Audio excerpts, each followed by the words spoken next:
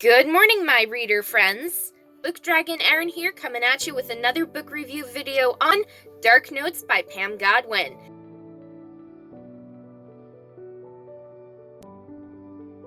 This is a long time in the making because dark romance is my new favorite genre of book to read, so basically all a book needs to say is dark romance, and most likely I will read it. With Dark Notes by Pam Godwin, this is an erotic fiction teacher-student romance relationship. It is a standalone novel, although I would love a sequel if there ever is one. So Pam Godwin, if you are watching this video, in the highly unlikely event, please write a sequel. I want to know what happens between Ivory and Emmerich. I want more of their story, because one book, I am greedy for more. One book doesn't cut it. I need a sequel or at least a spin-off series of this book. It is that incredible. Those of us who love Dark Notes also enjoyed Corrupt by Penelope Douglas. I have this book, but I haven't read it just yet. Her Vampire Prince by Inez Johnson. I read this book and loved it with a passion. Marry Me, Virius. I can't get enough of him. The Unrequited by Saffron A. Kent. This book is actually on my Christmas present wish list, so let's see if I get it this time in 2022. And Welcome to the Dark Side by Gianna Darling. I read this book and I loved it so much. As far as a basic summary, they call me a slut, and maybe I am. Sometimes I do things I despise, and sometimes men take without asking. But I have a musical gift, only a year left in high school, and a plan with one obstacle. Emmerich Marceau doesn't just take. He seizes my willpower and bangs it like a dark note. When he commands me to play, I want to give him everything.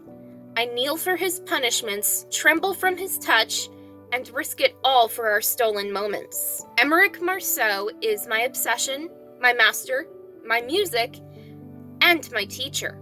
Moving on to what I thought of the book as I was reading it. I was 120 pages into the book before the first night reading was over. It was so addictive right from the get-go, and even with the triggers of sexual assault, this book is intense and powerful. And I just have to say, this book is not for the lighthearted, so if you can't handle sexual abuse and animal abuse and occasional cheating elements, then this book might not be for you.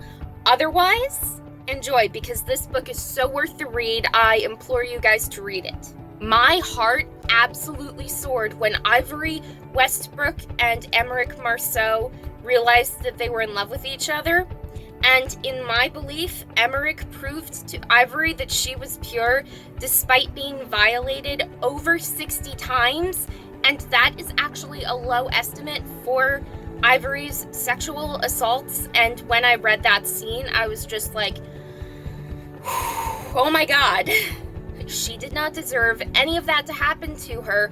How can so many people just overlook Ivory because she is so much more than just a poor girl from a poor family that suffers with drug problems and abuse? Also, this book is a BDSM fiction novel, so it isn't for everyone, although it is a skillfully written book in my personal opinion. So if you enjoy dark and kinky smut, then I highly recommend this book.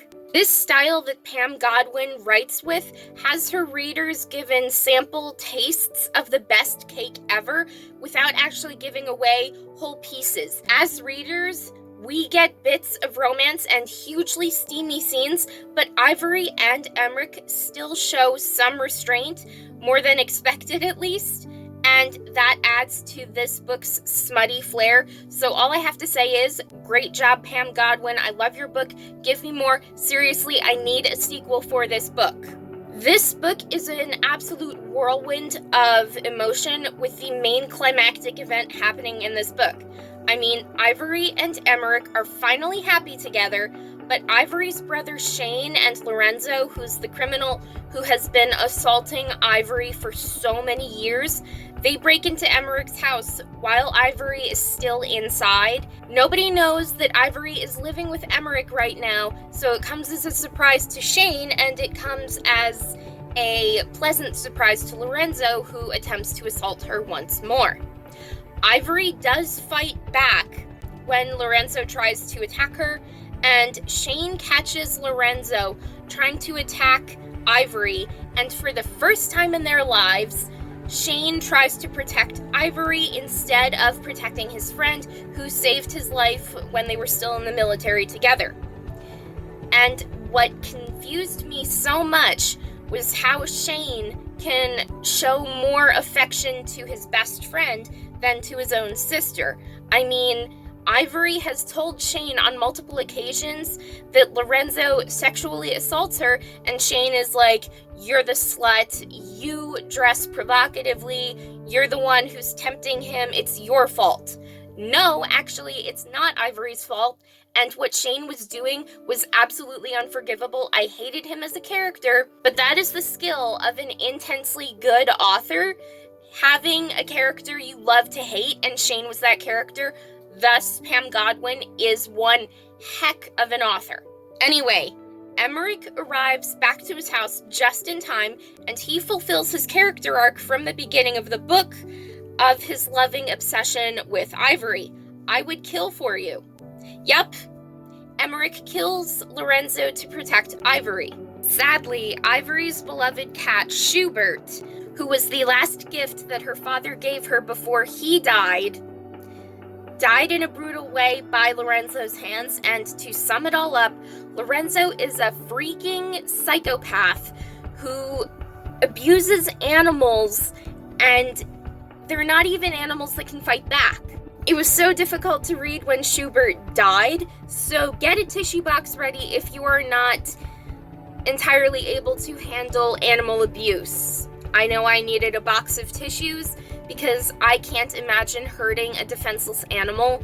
Moving on, because I do not want to break out in tears. It has been Ivory's dream to attend Leopold Music College in New York, but she decides what she wants to do with the rest of her life while she's auditioning at Leopold thanks to Emmerich's connections. I am not going to tell you all the details, but I will say this. Sometimes the thing you thought you wanted doesn't begin to fulfill all the things that you deserve. Philosophical and cryptic, I know, but you've got to admit that this is intriguing. Not all melancholy in the sadness department, though.